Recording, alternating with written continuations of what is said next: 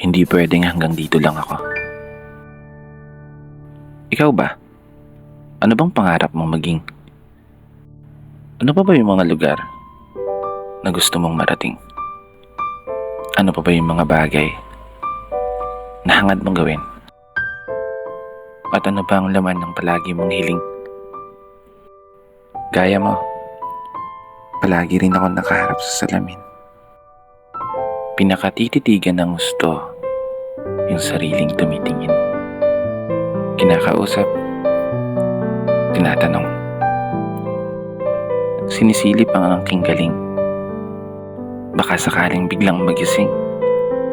Yung ako na gusto kong maging. Yung ako na may malayo nang narating. Yung ako na malaya nang bilhin ang kahit anong gusto. Sariling bahay, sariling sasakyan, sariling negosyo. Isang ako sa katauhan ng isang tagumpay na tao. Isang ako na tumama sa loto.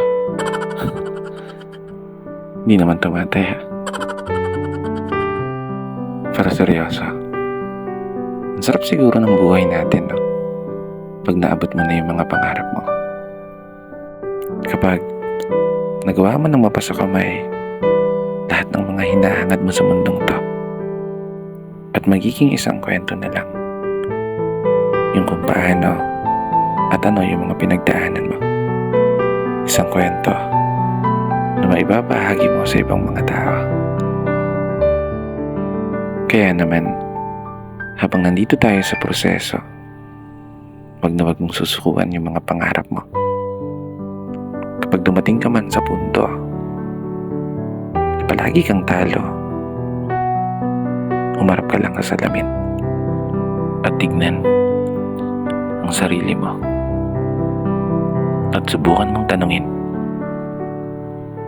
hanggang dito na lang ba ako? At kapag biglang sumagot yan, tumakbo ka na. Hindi, seryoso na. Ika nga nila, ang pagsuko ay para lamang sa mga mahihinang nilalang. Kinaya nga ng iba. Kaya panigurado, kaya mo yan. Magtatagumpay ka. Dito na nagtatapos. Kaya isang pagpupugay para sa lahat ng mga tao na patuloy sumasabay sa hamon ng buhay. Ako nga po pala si Brother Matt at ito ang aking munting tula.